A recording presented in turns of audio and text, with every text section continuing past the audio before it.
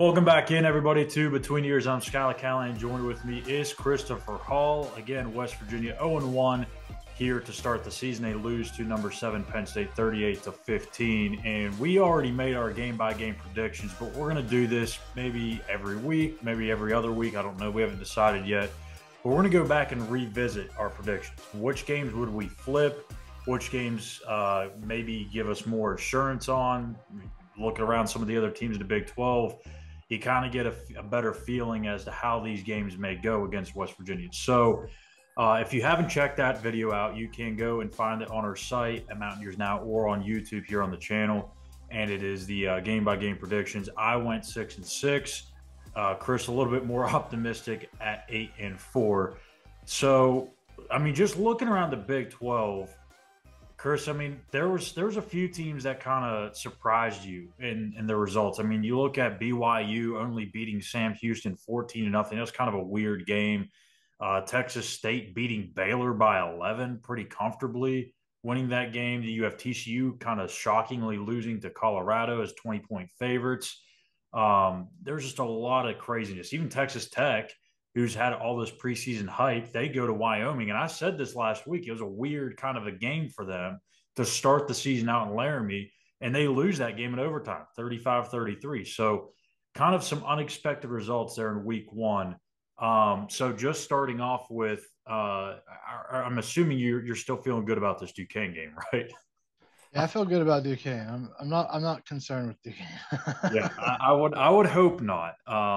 So I think really the first one for me that would probably maybe change my thoughts on it would be TCU. I still think Texas Tech, they're going to be fine. They're going to figure things out, and they're still going to have that type of season. That's just a weird game. Like I said, it was a weird start to the season for them. Felt like that could be a tricky one, and it was. But for TCU, I don't know. I mean, I think they're going to be a good team. They're going to score a lot of points. That defense, I mean, they've got some issues, and I didn't expect that to be the case. I mean, they bring back Josh Newton, one of the better corners in the Big 12, maybe even in the country. And for them to look the way they did against that offense, who has got so many new faces, I don't know. It seems like they may have to outscore everybody. But again, that's just one week. We could be overreacting to this. But I would say TCU would make me think about it, but I would still probably have it as a loss. So which one are you thinking about? I mean, I think that's what makes it hard to be honest, because at 8-4, you don't. If you're looking at it from my perspective, I thought West Virginia, handled themselves pretty well at Penn State. And you kind of look at some of these losses, like at Baylor. I went on a limb on that one, and it's looking pretty good Yeah. right now. But I'm still not confident that they can beat Texas Tech, despite them losing at Wyoming, just because they've had no success against Texas Tech. To me, series histories matter, and until they prove otherwise, I can't chalk that up to a ninth win. And I wouldn't, even if they beat Texas Tech, then I'd have to start looking somewhere else, because at the end of the day, this is still a long, brutal schedule, and it's a long season. So, kind of looking at it, I'm not really wavering off any of my losses. I had, them losing to Texas Tech at TCU. Um, and it was now I forgot. You even asked me. Penn State. There was one other one at Oklahoma. So I feel pretty good about those losses still. Again, even though despite I thought West Virginia played better than I thought at Penn State, I'm still not ready to like start adding more wins to the total, because that Houston game all of a sudden, to me, I didn't think they beat Yeah. Utsa. So that may all of a sudden, I could be thinking more 7-5 than 8-4, even though they played above my expectations. Because that game all of a sudden intrigues me, because they played way better. Houston played way better than I thought they would in the season opener. Especially defensively. I mean, we all knew that offense was probably going to struggle with all those pieces that they lost, but for them to hold Frank Harris and that UTSA high-powered offensive attack to just 14, I mean, that's impressive. I mean, I'm kind of in the same boat. I think the only loss that I picked. So my losses, for a recap, real quick, I had Texas Tech, TCU, UCF, Oklahoma, and Baylor.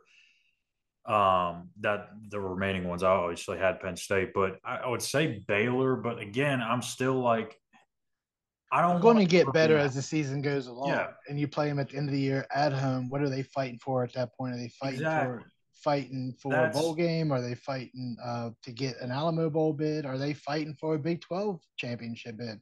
You yeah. don't know how that's going to work out in the long run. It doesn't look good right now, losing to Texas State, but um, it's week one, and Things can it seems change like college quickly. football is getting crazier and crazier. So they could go rip off 11 straight games for all And we I know. can't remember who it was off the top of my head. I don't know if it was Kansas State and or maybe it was somebody else, but somebody had lost to a group of five team like week one or week two a few years back in the Big 12 and ended up either getting into Big 12 championship or was right there at the mix at the end. And I can't remember who it was. But I mean, honestly, it feels like it's happened a few times. So it's like I don't really want to put too much stock into that. Now Texas State, I mean, that's a tough loss, no doubt. But Baylor, they're going to find ways to get wins. Dave Aranda's too good of a coach. I know that some people are saying, "Oh, he's on the hot seat after one loss." Like, come on, give me a break. But I don't think I can. I'm ready to flip any of my losses yet. Any of my wins, I would say Houston maybe because of how you like we just mentioned. Um, BYU just because they I mean, that's just a game that feels like it felt like a coin flip in the first place. I would say BYU or Houston. But if I had to pick one, I would probably lean actually towards Houston being flipped to a loss because you're going to get Houston's best shot on a Thursday night. That place is going to be amped up. It's going to be crowded. Obviously, Dana's got this one circled, as do a few others on that team. So I would probably lean more towards Houston. Um, but again, I don't think I'm ready to flip any of them yet. What about you? No, yeah, just that Houston one. My question is, do you feel more comfortable with your pick, or Uh, do you feel confident they can do better? do I think they could do better? I think they could. I think the one game that I'm looking at that I have as a loss, well, other than Baylor, would be Central Florida.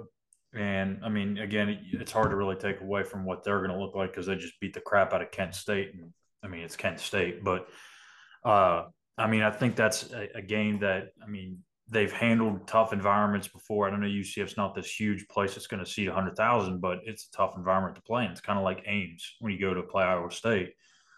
So maybe they can get Central Florida to flip to a win. But I think the one game I feel really good about, um, or that it kind of increased my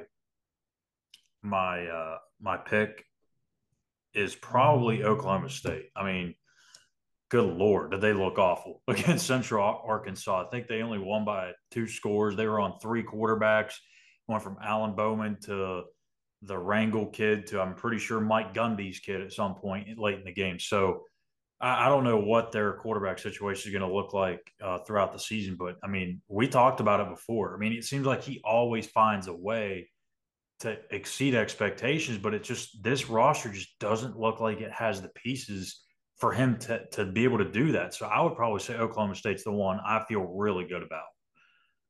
Yeah, I'm going to hold at 8-4. But again, I don't know about that Houston game. That could be down to 7. And again, I'm more optimistic now about this team than I was prior to heading into the season. It's just how this schedule is going to lay out, kind of what we saw from the secondary. Um, we got to see big improvements line up, getting aligned up on the receivers. How's that work out? Because there is going, we all saw it, right? The coaches saw it. They're going to take advantage of certain situations.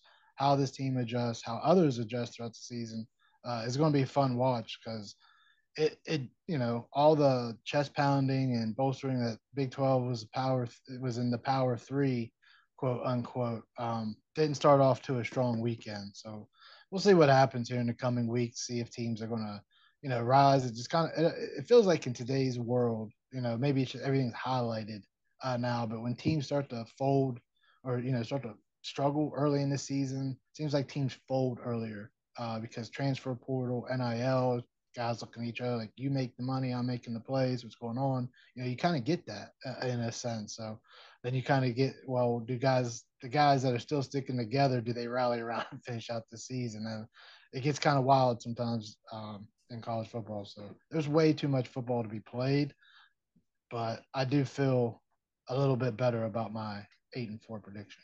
Yeah, I think after this Duquesne game, I don't think we're gonna feel too much different about the rest of the schedule just off that Duquesne game. But there might be actually, if they only win like 21-7, we might have to. Yeah, we might have revisit that. Just going out on a hunch here. But, golly, if they were to lose now, I don't think anybody. Are you still confident about the Pitt win? You had Pitt beating Pitt.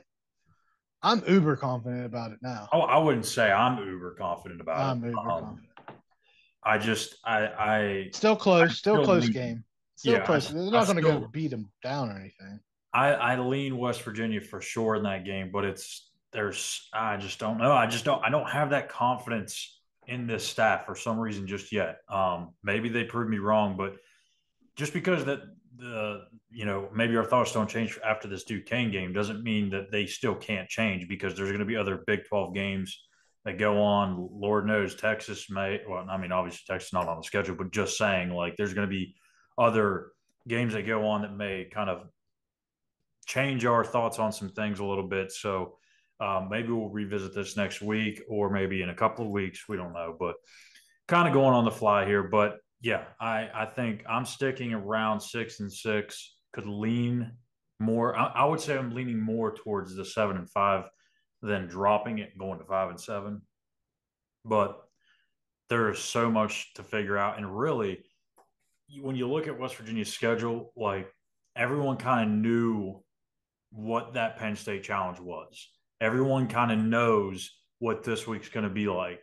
And it feels like the real evaluation starts September 16th against Pitt, because that's when the schedule starts to get a little bit more, I would say, competitive, whether it was in West Virginia favor or not. But I think it gets more competitive, and I think you can start to get an idea for really where this team is at. Now, if they go out there and get crushed by Pitt, it's going to be a long season.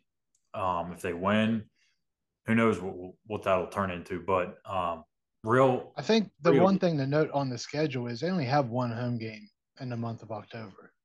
So, I mean, it's going to get brutal. 3-game stretch right here. Yeah. And, losing it, if they happen to beat Texas Tech, then I think automatically I just put that loss at Houston. I just switch it. You know what I mean? Because that's it. You ain't getting the 9 wins, I don't feel. No, I don't. I can't confidently say that they can get to 9 wins. And I made a leap saying that they could get 8 wins with this team and this schedule. So it's going to be, it could be really fun, or this could be really frustrating come October. Yeah, for sure. Again, 5 games, almost half of the schedule in this month of September. So 3-game stretch here. You got a chance to win at least 2 of the 3, maybe 3, before you head out to that Texas 2-game swing. So huge opportunity here for West Virginia to get in the win column and then stack a few before they hit the road again. So that'll do it for us here today. For Christopher Hall, I'm Schuyler Callihan. Be sure to hit that subscribe button on YouTube and follow us on Twitter at Mountaineers. Now, a quick look ahead at the rest of the week. Tomorrow, I'll be back here with Eugene Napoleon for the Walkthrough Game Day Show, breaking down. Yes, we're going to break down West Virginia Duquesne. Now, we're going to probably spend a lot of our time talking about West Virginia, what they need to do moving forward and get ready for that backyard brawl. And then also we have In the Gun with Phil Steele. He'll be previewing the top Big 12 games and the top 25 games around the country for this week. So Jed and I will be on that with Phil Steele. And then Friday, Chris and I will get back together and make our best bets. Ooh, that was rough. By the way, if you faded us last week, you did a damn good job, and I would probably keep on doing that. So just 100%. Yeah. So, but we will be back with our best bets, and if you want to continue to ride the fade, go for it. If you feel like we just had a bad week, I'm making a comeback. You'll be faded. Yeah. Yeah. So, but anyways, that's our outlook for the rest of the week. And then obviously we'll have the post-game show on Saturday. So for Christopher Hall, I'm Schuyler Callihan. You've been watching Between the Ears. We'll see you guys back here on Friday.